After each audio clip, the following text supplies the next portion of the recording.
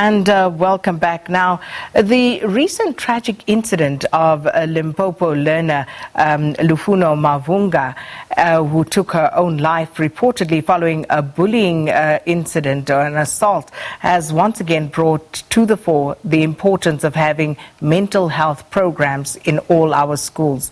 Lufuno reportedly overdosed on pills shortly after the occurrence and died later in hospital. And during her funeral service, speakers called on the government, church leaders and other sections of society to come up with solutions to bullying. And yesterday, members of the Congress of South African Students, that's COSAS, and the ANC Youth League protested outside the offices of the Department of Basic Education in Pretoria.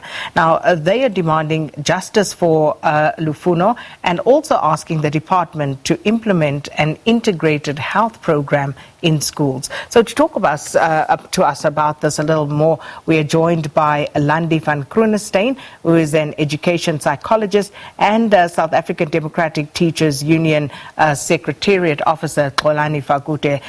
Landi and Xolani, thanks so much for your time this morning and welcome to Morning Live. Let me start by just speaking to the situation as it stands. You've both worked in a school environment, and if you look at some of the current psychosocial support services provided in schools, how would you rate or assess that? Landi, let me start with you. I think the schools and the departments are trying, but as with anything else in the country, we're under-resourced with everything. So not just in schools, but in the public sector as well. So for those who don't have access to medical aids and funds to pay for it, I think in general we have a lack in healthcare providers as well as psychologists that can reach out to the people that can't afford it elsewise.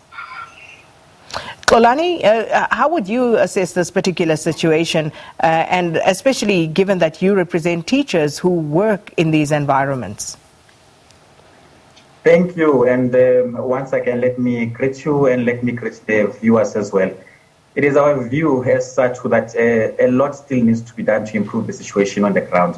One would recall that in 2012, we actually had a collective agreement that spoke to the appointing of more psychosocial services personnel directly by the Department of Basic Education so that these services could be availed readily at the level of the school. And we do not think that has adequately happened. And it is ultimately also linked to the resourcing part of it.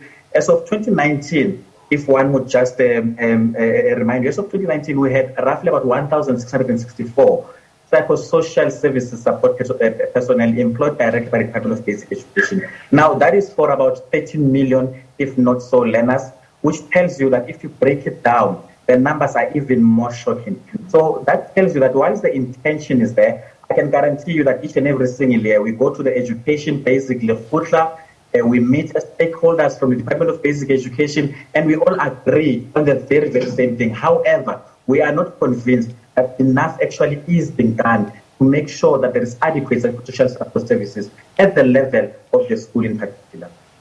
So one of the more obvious questions people would ask at this point, Xolani, would be why are there no designated in-house psychologists or counseling services in schools, given what children have to deal with? As I said, these schools are a microcosm of the broader societal ecosystem. So one would imagine, given what we go through on a daily basis in broader society, that schools would obviously have some of these issues to contend with. So why don't we have those designated services?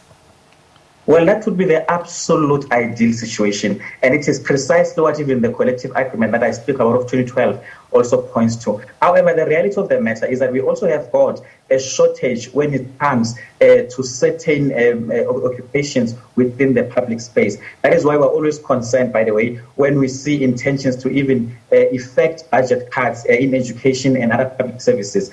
What would be important for us, given the circumstances, is collaboration. So we're saying that there should be more collaboration between the Department of Basic Education, between the Department of Social Development, and other departments as well. And also, the NGO space must come into the picture in this particular instance, because, as we always say, education is a societal matter. When we talk of bullying, when we talk of the school, it is indeed the microcosm of the society. That is why we're also seeing a pandemic of gender-based violence, for instance. And we believe that the school can actually form part of those walls against some of those social ills. So what we're saying is that there should be an intention balanced with an implementation, consequent management, but most critically also collaboration becomes important in this case. Landi, from your side, as a psychologist, what is the impact of, and also some of the consequences of not having these designated services at schools? I think it's massive. I mean, the children need to be able to get the help that they need. And if the psychologists aren't in school, it makes it difficult for them. I mean, it makes it difficult for the teachers themselves as well. And I'm sure the teachers also feel frustrated that they can't get the help for the kids that they need.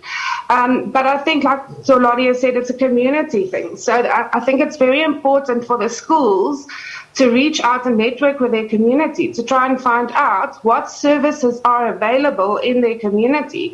Are there NGOs that could assist?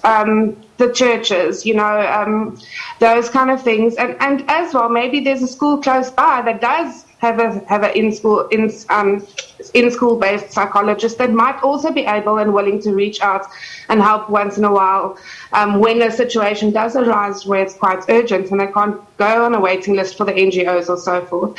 So I think that is the major thing, is for the teachers, for the schools to be able to network, identify what support is available, and then also to maybe get training and for themselves as well as the parents, to equip the teachers and the parents to help and support and to better understand their children. And the situation as Landi describes it, apologies there, Xolani, is that, we make do with what is there. We try and maximize on what is already in existence. But should that have to be the case? Because we are focusing on bullying at the moment, but there are so many other issues. You have issues of gender-based violence. You have issues of sexual abuse. You have issues of drugs. And, it's just a whole shopping list of issues that we have to contend with in the schooling environment. So does government have any obligation, Xolani, in terms of policy to actually provide mental health support to learners and teachers as well in that schooling environment?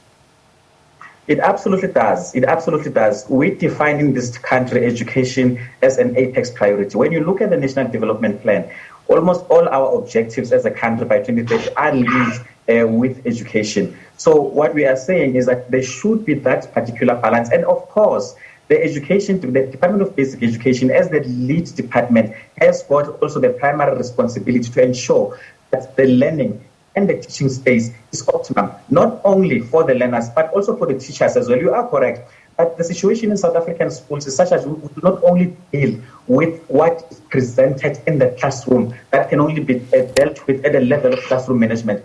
Far much beyond that. You are absolutely correct that it is also linked to the kind of an immediate history, socio-economic history that we have in South Africa. The family units, the functionality of the basic unit of society. It is also linked to those. We've got a number of child-headed homes as well, and those are the learners that are presented within the classroom situation. So Landi is also correct, by the way, that it is also important, absolutely important, that the collaboration level must be there. But ultimately, the Department of Basic Education has to take responsibility. Like I said, that the collective agreement that was signed in 2012, we should ask ourselves that why is it right now that we have not made significant movement towards ensuring that we implement it so that these resources could be availed at the school, even at a district level, if needs be.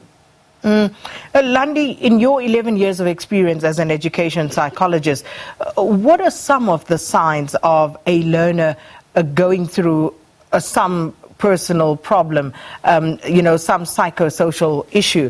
whether it's a mental health related issue like depression or a situation at home such as physical or sexual abuse. What are some of the telltale signs that people, the friends, maybe other members of the community and even teachers can look out for? I think that if there's any change in behavior from what you know the child, so if the child is sleeping more or sleeping less, if the appetite in the child changes, if they're gaining weight, the loss of interest in their hobbies and their sports activities, that typical of, yes, teenagers do draw away from the family, but teenagers are very much in a space where peer relationships are more important for them. So if they're drawing away from their friends as well, that is also a sign that something's up. I do think that parents ultimately know their kids best. And if you are worried about your child and if there's something that your gut says something's wrong, ask. Ask your child what's going on, and not when they are lying in their room watching a YouTube video, because then the response will be, I'm fine. Because it's not within their terms and their time. But be available. Let them know that you're there to talk to them whenever they need to talk. And then when they do talk, it's important to not dismiss their feelings and their concerns. So a fight with a friend might seem very insignificant for us as adults, and adults tend to say, "Oh man, it's not that bad. It's fine. You'll get over it." But for a teenager, it's a big deal. They're feeling different. They're feeling not accepted. So it's important for parents and also to acknowledge and say, okay, I understand, or I get it.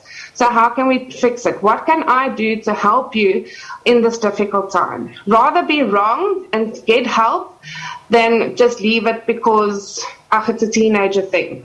Xolani, as we wrap this conversation, are teachers trained, even just at a basic level, to actually pick up on some of these signs that Landi talks about, where a learner may be going through or experiencing some personal anguish, which might not be easy to disclose?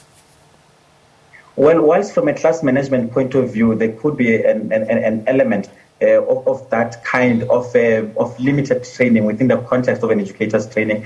Ultimately, matters such as bullying, matters such as violence in schools, the environment itself in schools cannot be limited only to the teacher and the learner. Ultimately, it does really require the involvement of all those out within the system. And like what Landi was saying, again, around the parental involvement, there is absolutely no way in which one can replace the importance of increased parental involvement in our education system. When we look around the whole world and we compare what we see against the best performing education systems as what ideally we would want to be, one of the common threads is increased parental involvement. Let us see parents involving themselves in the SGBs, for instance. Let us see community members being involved when they see school kids gathering during the school day instead of being in class and probably intoxicating themselves with other substances. Let us see that community involvement. And it is only the one way in which we can deal decisively with some of the social ills that we face at our school levels. Well, very important. Just very briefly, Landi, as we're out of time.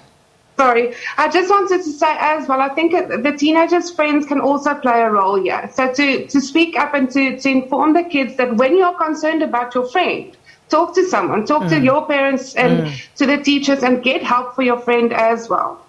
That's such a critical point you make there, Landi. But thanks to both of you, very important discussion, and hopefully, we'll have more time at a later stage to delve a little deeper.